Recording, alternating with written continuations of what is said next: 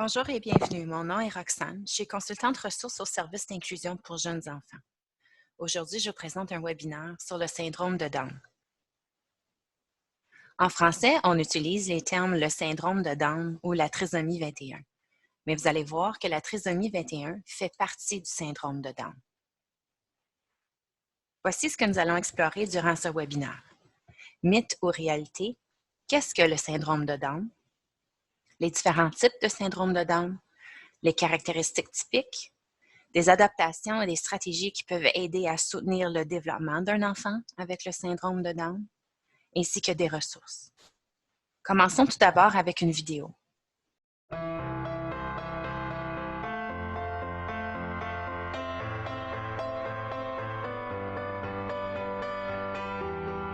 Nous nous réveillons à un nouveau jour, comme toi.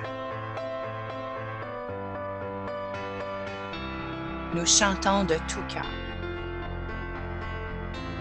Nous découvrons le monde extérieur. Nous sommes ce que nous voulons être. Nous allons faire des randonnées.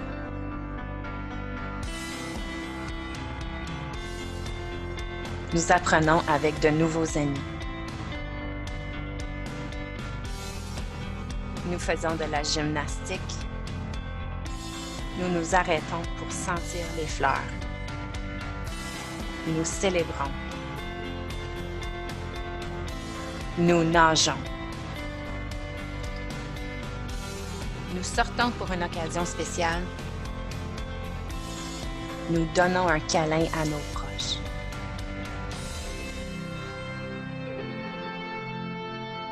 Nous faisons de grands pas vers notre avenir. Nous sommes à la recherche d'opportunités. Nous explorons de nouveaux endroits. Nous passons du temps avec nos amis. Nous regardons avec cœur. Nous exprimons notre ténacité et notre indépendance. Nous démontrons notre créativité.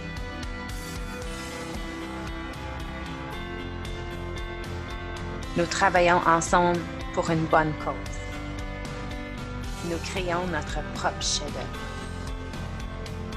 Nous poursuivons nos rêves.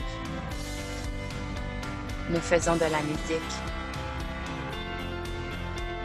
Nous apprenons à voler. Nous aidons les autres à voir la beauté en eux-mêmes. Nous profitons d'une journée ensoleillée.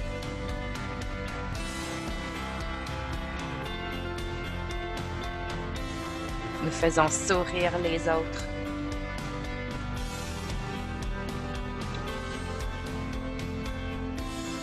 Nous sommes fiers de nos accomplissements et de nos habiletés. Nous partageons du temps avec les gens qui nous tiennent à cœur. Nous nous amusons entre amis. Nous rêvons sur l'herbe. Nous profitons grandement de la vie.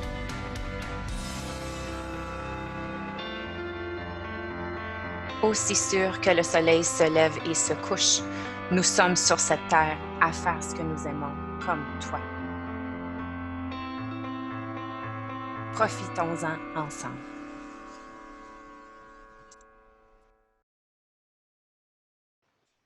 Les prochaines tuiles serviront à dissiper les mythes afin de nous aider à mieux comprendre les individus qui ont le syndrome de Down. Les enfants qui ont le syndrome de Down sont toujours heureux. Les personnes qui ont le syndrome de Down ne sont pas toutes similaires. On peut décrire la diversité d'habiletés et de caractéristiques de ces personnes de la même manière que la population générale. Ils sont tous d'abord des personnes qui ont une diversité d'habiletés et de personnalités. Mythe ou réalité? Est-ce que les enfants qui ont le syndrome de Down vivent moins longtemps? L'espérance de vie des personnes qui ont le syndrome de Down a considérablement augmenté au cours des dernières années, passant de 25 ans en 1983 à 60 aujourd'hui. En raison des progrès de la médecine de nos jours, les personnes qui ont le syndrome de Down vivent plus longtemps. Est-ce que les personnes qui ont le syndrome de Down ont de graves retards cognitifs? La plupart des personnes qui ont le syndrome de Down ont des retards cognitifs allant de légers à modérés. Les enfants qui ont le syndrome de Down participent pleinement aux programmes éducatifs publics et privés. Les éducateurs et les chercheurs découvrent encore le plein potentiel éducatif des personnes qui ont le syndrome de Down. Chaque personne a des habiletés et un potentiel différent. Il est certain qu'une intervention précoce et l'inclusion appuient la réussite optimale et sont bénéfiques pour tous, l'individu qui a le syndrome de Down ainsi que tous ceux qui l'entourent. Donc, qu'est-ce que le syndrome de Down? C'est un trouble génétique qui affecte le développement physique et cognitif. Les personnes qui ont le syndrome de Down ont des retards cognitifs, mais ils sont généralement de légers à modérés et ne reflètent pas les forces et les talents nombreux que chacune de ces personnes possède. C'est causé par une anomalie chromosomique. Une cellule normale compte 46 chromosomes. Une personne qui a le syndrome de Down a 47 chromosomes. Si le chromosome supplémentaire est un chromosome 21, alors l'enfant naîtra avec le syndrome de Down.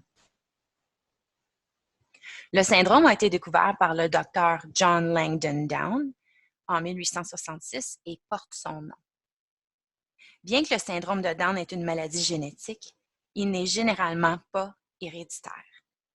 Il est important aussi de noter que la trisomie 21, le syndrome de Down, est dans toutes les cultures du monde. Il y a 3 types de syndrome de Down. La trisomie 21, connue parfois sous le nom de trisomie libre, compte à peu près 95% des cas. Les personnes atteintes de trisomie 21 présentent 3 chromosomes 21 au lieu d'une seule paire. Cela se produit au cours de la division cellulaire. Peu importe le type de syndrome de Down qu'a une personne, toutes les personnes qui ont ce syndrome ont, dans toutes leurs cellules ou plusieurs d'entre elles, une portion supplémentaire du chromosome 21. Ce matériel génétique supplémentaire modifie le développement et cause les caractéristiques associées au syndrome de Down. La trisomie par translocation signifie qu'il y a un bris d'une partie du chromosome 21. Dans ce cas, l'enfant reçoit ce chromosome transloqué dans son bagage génétique de l'un des parents, qui est lui-même porteur, mais qui ne soit pas affecté par le syndrome. Ceci représente à peu près 2 à 3% des cas. Dans 2% des cas, le type du syndrome est celui de mosaïque. Ceci arrive quand la division cellulaire a lieu lors d'une des premières étapes de division cellulaire après la conception. Ça fait en sorte que certaines cellules ont 3 copies du chromosome 21 plutôt que 2. Ce que ça veut dire, c'est qu'il y a une combinaison de cellules où est-ce qu'il y en a quelques-unes qui ont 46 chromosomes et d'autres en ont 47. Les personnes ayant une trisomie mosaïque peuvent présenter des différences aux autres personnes ayant une trisomie 21, telles que des traits physiques qui sont moins apparents ou un potentiel cognitif plus présent. Il faut toutefois éviter de conclure que ces personnes seront moins affectées par la trisomie, car on ne peut pas savoir quelles cellules comportent un 3e chromosome. À l'échelle mondiale, il y a une naissance sur 1000 qui a le syndrome de Down. Il n'existe aucun lien entre le syndrome de Down et une culture, un groupe ethnique, un statut socio-économique ou une région géographique donnée.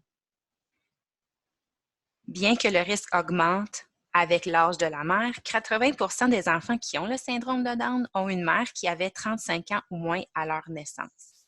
Ceci s'explique par le fait qu'il y a plus de femmes de jeune âge, en âge de procréation, qui sont plus probables d'avoir des enfants que les femmes plus âgées. Chaque personne qui a le syndrome de Down est unique et peut posséder ces caractéristiques à des degrés différents, voire même pas du tout. Il est vraiment important de faire attention au vocabulaire que nous utilisons quand on parle d'une personne qui a le syndrome de Down. On devrait toujours faire référence aux personnes qui ont le syndrome de Down, tout d'abord en tant qu'une personne. On parle d'un enfant, d'un individu ou d'une personne qui a le syndrome de Down. Lorsqu'on parle de la maladie, il faut utiliser l'expression syndrome de Down ou trisomie 21 et dire que les gens ont le syndrome de Down et non pas qui sont affectés ou qui souffrent ou qui sont atteints du syndrome de Down. Nous allons passer à travers des caractéristiques physiques typiques. Souvent, les personnes qui ont le syndrome de Down partagent certaines caractéristiques physiques, mais cela varie considérablement d'une personne à l'autre. Les personnes qui ont le syndrome de Down ressembleront aux membres de leur famille, puis auront leur propre personnalité. En fait de caractéristiques physiques, on remarque souvent les yeux en amande avec une inclinaison vers le haut, souvent exagérée par un petit pli de peau sur le côté intérieur de l'œil, ce qu'on peut appeler des yeux bridés. Ils ont un petit nez plat. Les oreilles sont plus petites, qui fait que souvent le conduit auditif et la cavité d'oreille sont plus petites. Par rapport à la bouche, en général, l'intérieur de la bouche est plus petite que chez les autres enfants. Le palais est plus plat avec une arche élevée au milieu. En raison de la petite bouche, la langue a moins de place et a tendance à sortir. Les muscles de la mâchoire et de la langue tendent à être mous, donc la bouche est souvent ouverte. Lorsqu'on regarde aux mains, ils ont des petites mains larges avec des sillons uniques et profonds dans la paume de la main. Cette caractéristique est parfois présente au niveau des pieds aussi. Ils ont des petits membres et petites ossatures et il y a un espace excessif entre le gros orteil et le deuxième. Autres caractéristiques physiques typiques sont le faible tonus musculaire.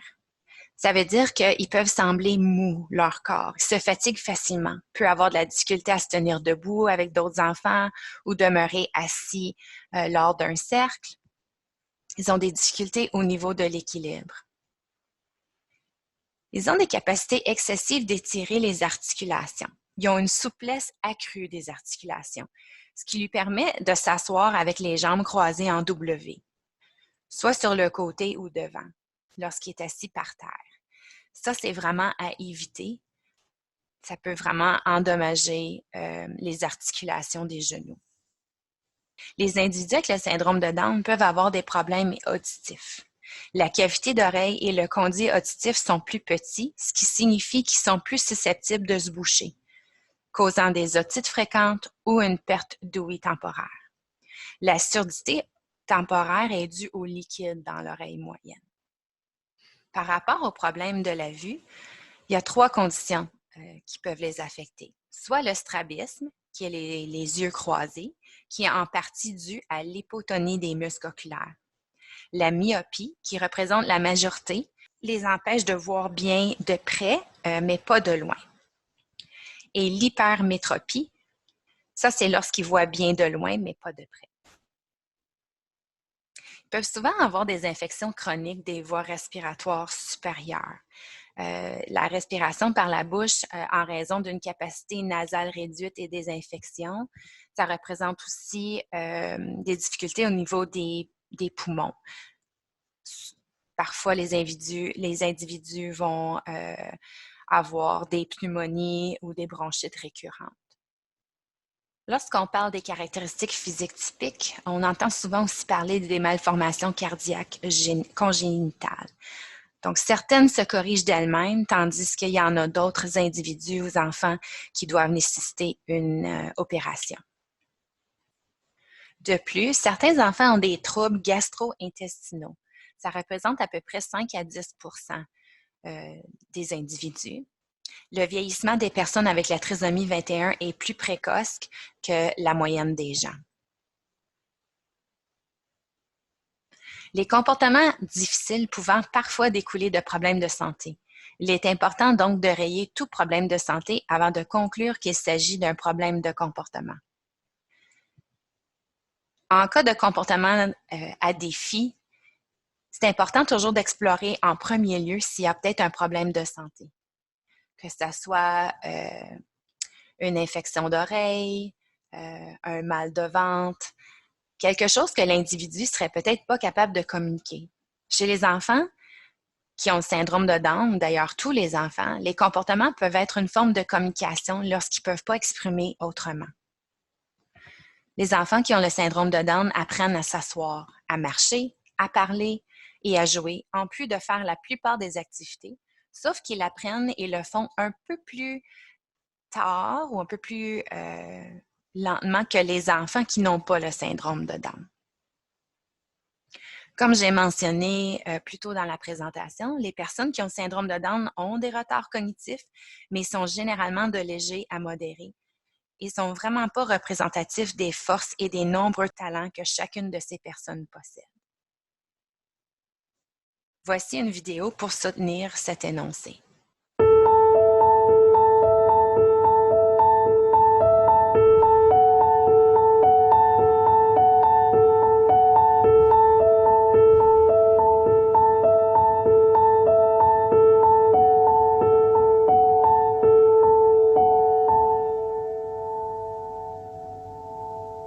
Cara futura mamá, Don't be afraid. Tu niño podrá hacer muchas cosas. Podrá abbracciarti. Podrá correr hacia ti. il pourra parler et te dire qu'il t'aime. Il pourra aller à l'école. Como todos. Il pourra t'écrire si un jour elle est loin. Because indeed, he'll be able to travel too. Il pourra aider son père à réparer son vélo. Podrá lavorare. Y ganar su dinero. Avec son salaire, il pourra t'inviter à dîner. O affittare un appartamento e andare a vivere da solo. A volte sarà difficile. Я китайского. Quasi possible. N'est-ce pas pareil pour toutes les mères? Dear future mom, Tuo figlio potrà essere felice. Come lo sono io. Et tu seras heureuse aussi. Vero mamma?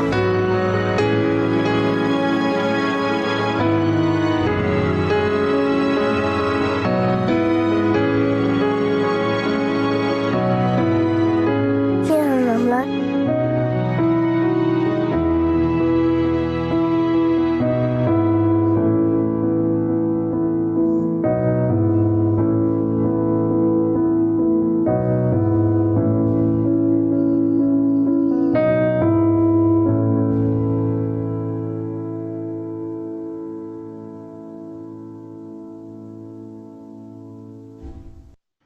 Les enfants qui ont le syndrome de Down ont une gamme d'habiletés dans les domaines suivants: le développement cognitif et moteur, le développement du langage, la parole, le développement social et émotionnel. Par rapport au développement cognitif et moteur, celui-ci est plus lent. En général, l'enfant prend plus de temps à franchir les stades de son développement, c'est-à-dire certaines habiletés comme s'asseoir, marcher et parler.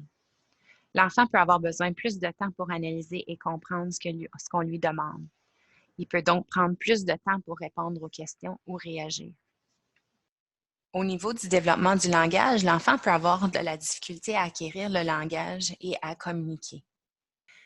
À cause des fréquences accrues de la perte de l'ouïe, problèmes au niveau des mouvements moteurs de la langue et de la bouche, ainsi que le contrôle de la respiration, ceci peut affecter un retard au niveau de son parler. D'autres facteurs qui peuvent affecter au niveau de la parole sont le faible tonus musculaire, donc l'hypotonie au niveau des lèvres, de la langue et de la mâchoire.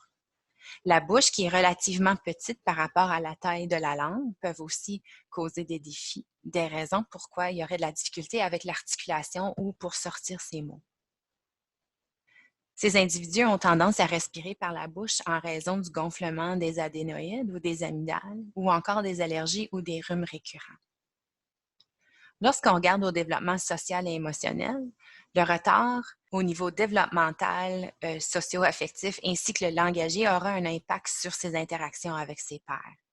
Parfois, l'individu peut démontrer certains comportements comme frapper ou pousser, quand vraiment, ce qu'il essaie de faire, c'est de communiquer. L'expérience démontre que les interventions de stimulation précoce sont très importantes afin de promouvoir le développement chez l'enfant ayant une trisomie 21 ou le syndrome de Down. Il est important d'avoir un bon partenariat entre les parents, le personnel éducateur, les intervenants, afin de développer tous les aspects du développement de l'enfant. C'est certain qu'il y a plusieurs adaptations et stratégies que le personnel éducateur peut mettre en place afin de bien soutenir l'enfant dans son développement physique ou moteur. En raison du faible tonus, il est important de fournir un soutien à l'enfant en position assise, c'est-à-dire une chaise en L. En anglais, on appelle ça un back jack chair. On peut appuyer l'enfant contre le mur lorsqu'il est assis par terre sur le tapis. Un tabouret sous les pieds de l'enfant lorsqu'il est assis sur une chaise à la table est vraiment important. On peut faire des adaptations aux ustensiles, au matériel d'écriture ou des ustensiles pour manger. Donc, s'assurer d'offrir des ustensiles qui sont plus petits ou qui sont adaptés. On peut utiliser des ciseaux adaptés lors des activités de bricolage. Il est aussi important d'adapter les activités physiques relativement à la fatigue qui survient facilement. C'est-à-dire, lorsque le groupe joue à l'extérieur, va faire une marche, on pourrait utiliser un chariot, utiliser un traîneau lors des marches de groupe. Une stratégie que le personnel éducateur peut aussi utiliser, c'est l'enchaînement rétrograde. Tout d'abord, l'enchaînement rétrograde, on divise toutes les habiletés en petites étapes ou la routine en petites étapes, représentant des objectifs facilement plus réalisables pour l'enfant. Donc, par exemple, lors de la routine d'habillement ou de la toilette. Donc, un exemple de ça, ça serait pour mettre son pantalon. Le personnel éducateur effectue toutes les étapes, sauf la dernière que l'enfant effectuera. Une fois la dernière étape maîtrisée, l'enfant effectuera les 2 dernières étapes. On augmente le nombre d'étapes jusqu'à ce que l'enfant soit le plus autonome possible. Voici quelques images de matériel adapté qui peuvent être utilisés. Un horaire visuel afin de bien communiquer aux enfants la routine ou l'horaire de la journée. Un horaire visuel peut être utilisé pour toute une journée ou pour une routine ou tâche spécifique. Des ciseaux à ressort. Un verre qu'on appelle ici un nosy cup qui permet de boire sans basculer la tête vers l'arrière. Une petite chaise adaptée. On peut aussi offrir des ustensiles qui sont plus petits, comme j'ai mentionné tantôt. Il est important que l'enfant est assis. Lorsque l'enfant est assis, ses pieds touchent le sol. Cela favorise ses apprentissages au niveau de la fine motricité et de l'équilibre.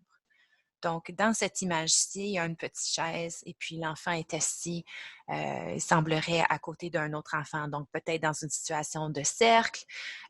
Mais c'est aussi important lorsqu'un enfant est assis à la table du dîner ou de la collation ou pour faire une activité de bricolage, qu'il y ait quelque chose sous ses pieds comme un tabouret.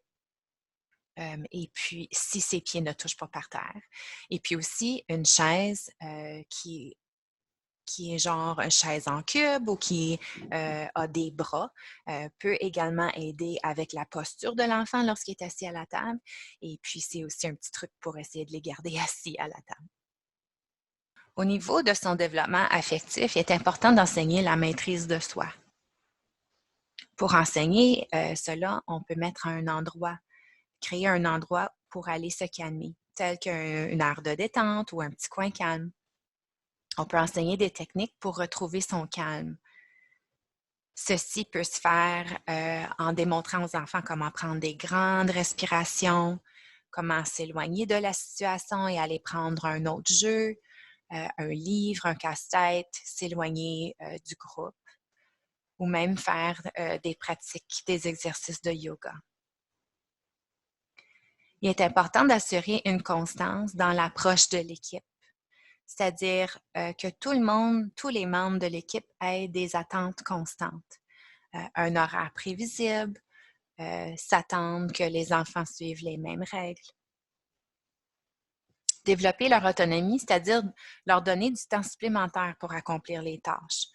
leur fournir soit une petite aide supplémentaire, puis réduire cette aide lorsque c'est approprié. Par exemple, durant la routine d'habillage. Peut-être que cet enfant a besoin un petit peu plus de temps, peut-être qu'il a besoin que l'adulte fait les premières étapes et puis lui ou elle peut suivre avec les étapes qu'il est capable de faire. Peut-être que ça veut dire que cet enfant-là sort avec le premier groupe qui va s'habiller afin de lui donner amplement de temps. Et puis, s'il n'a pas terminé de s'habiller, lorsque le deuxième groupe sort, mais il y aurait plus de temps et pourrait sortir avec ce groupe-là. Il est vraiment important de reconnaître tous les efforts à l'égard d'un objectif ou d'une habileté. C'est certain qu'on donne beaucoup de renforcement pour les succès, mais il est extrêmement important de renforcer chaque petit effort qui est fait vers l'acquisition d'une habileté. Au niveau du développement social, il est important de créer des occasions de jeu animées et structurées, c'est-à-dire des jeux comme la cache-cache, des jeux de société simples, des jeux de chaise-souris, de chasse, de tag. Un adulte ou un père peut commencer en se jumelant avec l'enfant, puis se retire peu à mesure que les habiletés se développent, que l'enfant gagne de la confiance dans son jeu. Enseigner des techniques de résolution de problèmes et de conflits sont très importantes aussi. Donc, de se placer au niveau des enfants, de leur demander qu'est-ce qui est arrivé, de raconter, de coacher les autres enfants peut-être aussi, savoir comment interagir, comment réagir lorsqu'il y a des petits conflits avec un enfant qui n'a peut-être pas la même compréhension qu'eux. On va enseigner le sens du jeu au moyen de l'exemple par les pairs. Donc, les autres enfants sont de très bons modèles pour l'enfant qui a le syndrome de Down. On peut créer des partenariats. Donc, peut-être un enfant qui démontre déjà beaucoup d'empathie pour ses pairs, qui aime aider, qui démontre beaucoup d'intérêt pour cet individu, cet enfant-là qui a un syndrome de Down. On peut les jumeler pour faire des activités spécifiques ensemble. On peut aussi utiliser du coaching, donc soit qu'on coach les autres enfants ou on coach l'enfant qui a le syndrome de Down. Il est important d'enseigner des habiletés de jeu spécifiques aussi, enseigner l'entrée dans le jeu. On peut enseigner ça en utilisant des scénarios ou du modelage. Il est très important d'enseigner des phrases clés pour que cet enfant-là, qui a le syndrome de Down, soit capable, sait comment accueillir ou saluer ses pairs ou les autres adultes. Important d'enseigner comment interagir avec les autres enfants et puis quoi faire pour essayer d'attirer l'attention d'un père. Si un élève n'a personne avec qui jouer, ne soyez pas son ami. Aidez-le plutôt à se faire des amis. Enseignez aux autres comment jouer avec lui. Aidez les autres à le comprendre. Si un élève a de la difficulté en situation de groupe, ne le sortez pas du groupe. Enseignez aux autres comment travailler avec lui. Il doit faire partie du groupe pour en apprendre davantage sur les groupes. Comme tout autre enfant, il est vraiment important de favoriser le développement d'une bonne estime de soi et de son autonomie, de l'encourager à bouger et à participer à des activités récréatives avec ses pairs. Aussi de vivre des expériences positives avec ses amis. Il est important de lui donner des renforcements positifs et de lui apprendre les règles à suivre dans la société. Le saviez-vous? De nombreux élèves ayant le syndrome de Down ont besoin de 7 à 10 secondes pour analyser ce qui leur est dit ou demandé. Comptez et attendez qu'ils répondent à vos questions ou à vos instructions. Donnez le temps aux enfants d'interpréter les consignes avant de pouvoir y répondre ou y réagir. Souvent, on attend une réponse rapide, puis on a un petit peu tendance à penser que si l'enfant ne réagit pas tout de suite, c'est de la non-conformité. Quand vraiment, c'est juste qu'il n'a peut-être pas eu assez de temps pour analyser, interpréter ce qu'on vient de lui demander. Il y a plusieurs stratégies d'adaptation que nous pouvons mettre en place par rapport à la communication, le langage et l'alphabétisation. Une communication totale, c'est lorsqu'on utilise tous les appuis nécessaires pour communiquer notre message. Donc, ça peut être une combinaison de signes, donc le langage gestuel, des gestes naturels, des aides visuelles, des objets concrets. Une orthophoniste pourrait suggérer de faire des signes ou utiliser des pictogrammes. Donc, cela peut être utilisé pour tous les enfants et ça favorise vraiment une communication interactive avec ses pairs. Il ne faut pas oublier, les enfants apprennent par imitation.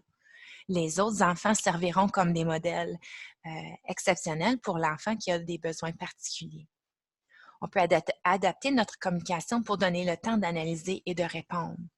Donc, comme je viens de mentionner, lorsqu'on donne une consigne, on peut compter dans notre tête jusqu'à peu près 10 pour donner le temps à cet enfant-là d'interpréter l'information.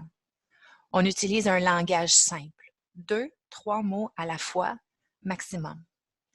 On dit moins, on parle plus lentement, on accentue les mots-clés. Je demande à l'enfant de mettre ses souliers, je dirais « mettez souliers », je vais mettre l'emphase sur le mot « soulier ». Décomposer les tâches en petites étapes, soit qu'on peut appuyer les petites étapes avec des pictogrammes ou simplement des mots-clés ou les petites consignes. Donc, on sait que les tâches d'habillement, les routines de toilette peuvent être difficiles pour les enfants parce que ça représente tellement une grosse tâche. Donc, quand on les décompose en petites tâches et qu'on renforce à chaque étape, ça motive l'enfant. L'attitude est le facteur le plus important dans la réussite d'un élève qui a le syndrome de Down. Si vous pensez qu'un élève va réussir, alors il va réussir. Lorsqu'un élève est traité comme un apprenant valorisé, il apprend. Il y a une variété d'adaptations de stratégies qui peuvent être mises en place pour développer ou pour soutenir le développement cognitif de l'enfant. On peut utiliser la modélisation pour enseigner des nouveaux concepts. Montrez-lui comment faire. Utilisez le main sur main au besoin. Utilisez des pictogrammes. On peut offrir à l'enfant la possibilité de pratiquer et de répéter une nouvelle habileté. Pratiquer, pratiquer, pratiquer.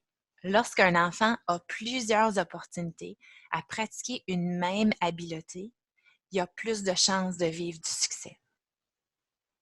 S'asseoir près du personnel éducateur ou devant ce dernier lorsque on raconte une histoire ou lors d'une activité du cercle. Comme ça, on est plus près pour pouvoir appuyer l'enfant. Assurez-vous que vous avez l'attention de l'enfant. S'approcher de l'enfant, se mettre à son niveau, lui demander de vous regarder.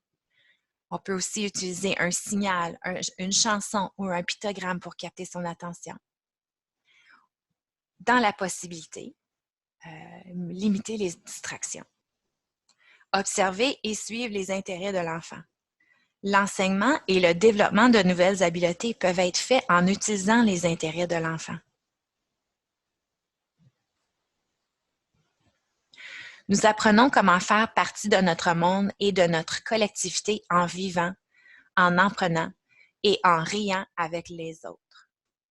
La collaboration entre tous les parties, le personnel éducateur, les parents, les consultants, les thérapeutes, c'est vraiment essentiel au succès de l'inclusion de l'enfant.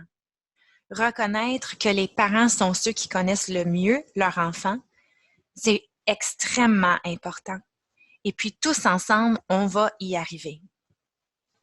Donc, ici, on a ajouté une liste de ressources. Premièrement, le CIGE offre une bibliothèque ressources exceptionnelle. Je vous invite à visiter le site www.cisslibrary-bibliocige.ca. Nous avons également ajouté plusieurs des sites web de diverses associations du syndrome de Down qui offrent une multitude d'informations et de soutien. Pour recevoir un certificat pour ce webinaire, complétez le quiz au lien suivant. Il y a 5 questions et suivant les questions, on va vous rediriger à un certificat que vous pouvez imprimer. Merci d'avoir visionné ce webinaire sur le syndrome de Down. Je vous laisse avec ce vidéo. Hey, regarde, qu'est-ce qu'il fait? C'est comme la magie. Attends, mais fais-le ici sur la table. Annabelle et Benjamin, ça fait 15 ans que vous êtes ensemble. Vous habitez à Vanier, à Ottawa, 2 beaux enfants qui sont jumeaux, mais ce sont des jumeaux en fait qui sont pas tout à fait pareils. Il y a quelque chose, ils sont pas pareils. Bien, on en a un qui vit avec une trisomie 21, puis il y en a un autre qui serait considéré comme typique. Ça a pris quelques années, hein, non, avant que tu tombes enceinte. Ça a pris quoi, 8 ans? 8 ans. 8 ans, il y a eu des inséminations, tout ça. Au 3e essai, tu tombes enceinte. Et là, à quel moment est tombé le diagnostic, le verdict? On a eu les résultats, je me sens que c'était vers les 24 semaines à peu près. Là. Donc, c'est quand même assez tard dans la grossesse. À ce point-là, maintenant, les bébés peuvent survivre. Puis, on nous présente quand même toutes les options possibles. C'est quoi les options? Ça peut être un avortement complet, donc les deux bébés, ou c'est un avortement partiel. Qui veut dire que tu poursuis une grossesse, mais pas l'autre. Il y a évidemment beaucoup de risques associés à ça. Puis c'est sûr qu'en bout de ligne, ils vont dire, bien, vous pouvez procéder aussi avec la naissance, mais sachez qu'il y a plein de chances qu'il y ait des complications X. Ça peut aller de problèmes cardiaques, mais ça peut être des problèmes de respiration avec les oreilles, les yeux. C'est toujours juste une possibilité. Lave les mains. Oh, non. Non? T'es-tu un peu... Ah! Comment vous avez réagi quand on vous a dit ça? Là? C'est dur à prendre, peu importe. Souvenez-vous du moment? Je suis sûr que c'est un moment où tout s'arrête, comme... Ouais. Tu sais, t'es au travail, puis c'est comme... Le docteur, il appelle. « Ah ouais, il faut que je vous parle, là. Tout de suite. Pouvez-vous venir me voir? » Puis là, t'es comme... All right. Worst case scenario, là, c'est... Non, puis là, tu sais, c'est... Non, c'est difficile. C'est sûr qu'on s'effondre là, quand on apprend des nouvelles comme ça. Dès que tu entends quelqu'un te dire que ton enfant est pas parfait, c'est dur. Que ce soit un orteil de plus ou une trisomie 21, ton enfant, soudainement, est plus parfait. Y a-t-il un moment où vous vous êtes dit, on y va-tu pour l'avortement? Y a-t-il un moment où vous avez pensé à cette option-là? Dans le fond, on a comme... Moi, j'ai dit le mot avortement, puis on s'est regardé en voulant dire... On peut pas faire ça. C'est à ce moment-là que je dis, ben attends une minute, là, c'est juste une trisomie 21. Pourquoi on ferait avorter un enfant ou même les deux pour ça? Voyons, il est en santé, notre poupon, là. Il va bien. So happy to put your weight belt on you, sir, ready for class. Okay, then we gotta go back. Mettons, on prend l'aspect santé. Qu'est-ce que ça implique? C'est quoi les risques pour la santé de Pour Théo? Ouais. Physiquement, il va très, très bien. Par contre, dans son cas, son plus grand défi en ce moment, c'est la communication. Okay. Donc, il réussit, il comprend tout. Où il y a un peu plus de difficulté, c'est pas vraiment s'exprimer à l'oral. Hey, tu fais ça super bien. Super bien. Il faut que tu continues à regarder les pieds. T'as faim? Ben, on va manger après, OK? Tu vas avoir une surprise après, OK? Attention! Courtesy bow. Back to ready stance. Donc, de ce que je comprends, Vincent, ça fait 1 an maintenant qu'il fait du jiu-jitsu. Oui, mais Théo, c'est son 2e cours. Oui, c'est ça. Donc, on a commencé nouveau, avec lui samedi dernier. Puis une fois qu'il va être vraiment dans la routine, on va voir comment on peut bien l'intégrer dans le cours avec les autres enfants. Here comes 3. Go! Oh! Oh! Oh! That was awesome. Dans ma famille, il y a une cousine éloignée qui vit avec la trisomie 21. Puis c'est une petite fille qui est très, très affectueuse. Elle est toujours en train de me faire des cols. Puis c'est comme la personne qui est amoureuse de tout le monde dans la famille. Je sais pas si Théo est comme ça aussi. Moi, je vis pas tout à fait ça avec Théo. OK, là, la prison, c'est le divan. OK? Son côté affectueux, il le fait avec les profs à l'école à la fin de la journée. Mais aussi comme l'instructeur de gym, puis de natation. Tu sais, il voit, puis puis tu sais, dans le câlin, c'est... Comment vous voyez l'avenir? Tu sais, mettons les 20 prochaines années là, pour Théo. J'espère que par le temps qu'il est rendu là, qu'on est vraiment une société entièrement inclusive où on reconnaît que la diversité, c'est pas juste des personnes qui viennent de partout au monde, mais que c'est aussi des personnes qui vivent avec des handicaps, que ce soit physique ou intellectuel. On veut qu'ils soient vraiment visibles dans la communauté. Puis c'est pas juste une question de laver des tables au McDonald's. Comme toute autre personne, il faut trouver ce qui va fonctionner pour eux. C'est sûr que l'apprentissage ne peut pas se faire de la même façon. C'est sûr que ça pourrait prendre un peu plus de temps. Il faut trouver différentes méthodes pour aller les rejoindre, puis pour aller les intégrer dans la société. Ready? Go! Whoa. Donc, autrement dit, société plus inclusive, il faut en parler. Absolument. Puis merci de l'avoir fait avec nous aujourd'hui. Merci beaucoup pour l'accueil. Ça nous fait plaisir. Awesome. That's good. I'm proud of you. Okay. First take.